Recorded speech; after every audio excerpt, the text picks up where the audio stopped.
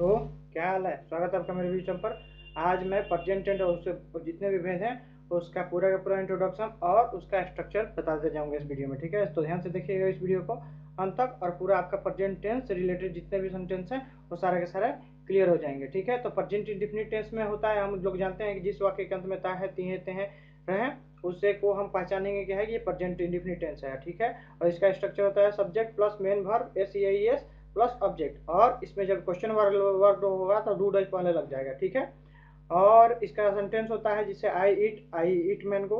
ठीक है, और अगर जो सब्जेक्ट होगा फर्स्ट पर्सन में तो उसके साथ डू का प्रयोग होगा, क्वेश्चन के जो सेंटेंस होंगे उसके साथ, और जो थर्ड पर्सन होगा यानी कि ही सी इट नेम और सिंगुलर काउंटर में डाउन तो उसके साथ डज का प्रयोग है जब वो क्वेश्चन वर्ड होंगे तो। ठीक है, क्लियर हो गया। अब प्रेजेंट कंटिन्यूअस में टेंस में आते हैं। ठीक है, तो इसको हम ऐसे कर सकते हैं कि इसका प्रयोग जब तत्कालीन वर्तमान की क्रिया हो, जब अभी लगातार जो चल रही है, जिसके अंत में रहा है, रही है, रहे हैं हो, ठीक है, जिस वाक्य के अंत में, तो उसे हम लोग क्या समझते हैं कि प्रेजेंट इन कंटिन्यूअस टेंस है। ठीक है, और इसका स्ट्रक्चर होता है subject plus is am are plus verb plus ING. ठीक है, और उसके बाद ऑब्जेक्ट का प्रयोग होगा जैसा ऑब्जेक्ट होगा उसके अनुसार।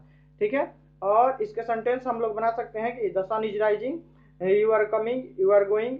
ठीक है, ये सब हो जाएंगे क्या कि ये प्रेजेंट कंटिन्यूअस के सेंटेंस हो जाएंगे। ठीक है, अब इसी तरह से प्रेजेंट परफेक्ट टेंस का हम लोग लेंगे तो प्रेजेंट परफेक्ट जो कहते हैं, ठीक है, जिसका जो अभी तुरंत तुरंत समाप्त हुआ है, जिसे वो खा चुका है, पी चुका है, रो चुका है, धो चुका है, गया है, आई है, आए हैं, यानी कि जिस वाक्य अंत में चुका है, चुकी है, चुके हैं, रहे, या है, ये है, रहे, तो उसे हम लोग क्या कहते हैं कि प्रेजेंट परफेक्ट टेंस है। ठीक है, और इसका स्ट्रक्चर होता है subject plus have plus past participle यानी वर्ब का तीसरा रूप, और अंत में ऑब्जेक्ट का प्रयोग करते हैं। ठीक है, और जैसे अगर इसमें क्वेश्चन वर्ड हो तो इसमें क्या होगा कि हैज है पहले हो जाएगा और बाकी कोई परिवर्तन नहीं होगा। जैसे I have finished the work. ठीक है, यानी कि मैं यहाँ पे जो थर्ड पर्सन है उसके साथ ही सिर्फ क्या होता है कि हैज का प्रयोग होता है, बाकी सभी के साथ क्या होता है, हैव का प्रयोग होता है। अब आते हैं प्रेजेंट परफेक्ट कंटिन्यूअस टेंस में।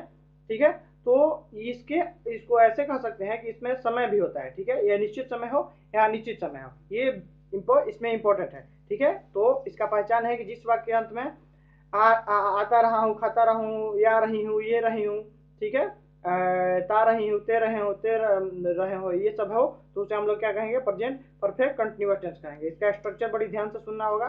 ठीक है, इसका स्ट्रक्चर होता है सब्जेक्ट प्लस हैज है प्लस बीन, उसके बाद क्या होगा कि मेन वर्ब होगा, उसके बाद आईएनजी लगेगा, ऑब्जेक्ट होगा, और अगर निश्चित समय है तो उसके साथ सिंस का प्रयोग होगा यानी कि पॉइंट ऑफ टाइम के लिए, और जो अनिश्चित समय है यानी कि पीरियड ऑफ टाइम उसके साथ क्या होगा, हैव का प्रयोग होता है। ठीक है, जैसे हो जाएगा it has been raining since Monday. ठीक है, ये क्या होगा कि पॉइंट ऑफ टाइम का एग्जांपल हो जाएगा, और पीरियड ऑफ टाइम का एग्जांपल हो जाएगा कि he has been working for 2 hours. ठीक है, तो इस तरह से प्रेजेंट टेंस के जितने भी भेद हैं उसका पहचान स्ट्रक्चर और एग्जांपल के साथ यहाँ पे समाप्त होता है। अब आते हैं हम लोग पास्ट के टेंस में। ठीक है, अब इससे पहले क्या कीजिए, आपको अगर इसी तरह की सारे इंग्लिश से रिलेटेड, जीके से रिलेटेड और कंपटीशन से रिलेटेड आपको वीडियो चाहिए तो आप चैनल को सब्सक्राइब कीजिए, नोटिफिकेशन आपको आएगा, बगल वाला बेल पे क्या कीजिए आप कि घंटी को दबा दीजिए। ठीक है, चलिए आगे हम लोग आते हैं पास्ट टेंस में। तो भूतकाल में जो क्रिया होती है उसको क्या कहते हैं कि पास्ट टेंस कहते हैं। जैसे ही लर्न इंग्लिश, यानी कि ये क्या है कि ये पास्ट टेंस में है। ठीक है, तो भूतकाल से संबंधित को हम लोग क्या कहेंगे कि पास्ट टेंस कहेंगे। ठीक है, ही केम टू मंडे इवनिंग, ये सब क्या होगा कि पास्ट टेंस का एग्जांपल हो जाएगा। ठीक है, ही नेवर टोल्ड ए लाई, ये इसके भी 4 भेद हैं प्रेजेंट टेंस की तरह। ठीक है, तो जिस वाक्य के अंत में या ये रहे उसको क्या कहेंगे, उसको कहेंगे पास्ट इंडेफिनिट टेंस। ठीक है, और इसका जो स्ट्रक्चर होता है वो होता है सब्जेक्ट प्लस मेन वर्ब का दूसरा रूप, और उसके बाद ऑब्जेक्ट होता है। ठीक है, अगर ऑब्जेक्ट दिया हो सेंटेंस में तो, जिससे आई एट, इसमें ऑब्जेक्ट नहीं है तो इसका क्या होगा कि वर्ब का दूसरा रूप लग जाएगा। ठीक है, अगर ऑब्जेक्ट दिया है जैसे आई एट ए मैंगो, तो ये क्या हुआ, तो ये एग्जांपल हो गया कि पास्ट इंडेफिनिट का। ठीक है, और अगर इसमें क्वेश्चन वर्ड होगा तो इसमें डिड लगेगा और मेन वर्ब का पहला रूप हो जाएगा। ठीक है, ये स्ट्रक्चर ध्यान देने वाला है। ठीक है, पास्ट कंटिन्यूअस क्या होता है, तो ये होता है कि subject plus is am are plus क्या होगा कि ऑब्जेक्ट होगा, subject plus is am are plus main verb just में आईएनजी लगेगा और ऑब्जेक्ट हो जाएगा। ठीक है, इसका पहचान है जिस वाक्य में अंत में रहा था, रही थी, रहे थे हो, प्रेजेंट इंडेफिनिट की तरह, उसको प्रेजेंट कंटिन्यूअस कहेंगे। ठीक है, ठीक है, लेकिन इसमें था थे थी हो जाता है। ठीक है, जैसे it was writing a letter, ठीक है, ये क्या होगा, ये पास्ट कंटिन्यूअस टेंस हो जाएगा। ठीक है, और इसके बाद आता है पास्ट परफेक्ट टेंस। ठीक है, पास्ट परफेक्ट टेंस में होगा या थी, ये थी, ये थे, चुका था, चुकी थी, चुके थे। और इसका स्ट्रक्चर होता है क्या कि subject plus head plus main verb का तीसरा रूप और ऑब्जेक्ट हो जाता है। ठीक है, ये क्या हुआ, पास्ट परफेक्ट टेंस। जैसे आई हैव प्लेड क्रिकेट, ठीक है, मैंने क्रिकेट खेला है या मैं क्रिकेट खेल चुका हूँ। पास्ट परफेक्ट कंटिन्यूअस टेंस का पहचान भी इसी तरह से है। ठीक है, कि जिस वाक्य के अंत में ये आ रहा था, ये रही थी, खाता रहा था, खाती रही थी, खाते रहे थे, या ये रहे, तो उसको क्या कहेंगे कि पास्ट परफेक्ट कंटिन्यूअस टेंस कहेंगे। और इसमें क्या हो जाता है, बिल्कुल प्रेजेंट परफेक्ट कंटिन्यूअस की तरह, सिर्फ यहाँ पे हैज हो जाएगा, बाकी पूर्ववत जैसे था प्रेजेंट इंडेफिनिट वही हो जाएगा, सिर्फ हैड परिवर्तन होता है। ठीक है, हेल्पिंग वर्ब में। अब आता है फ्यूचर टेंस। फ्यूचर में क्या होगा कि गागेगी होता है।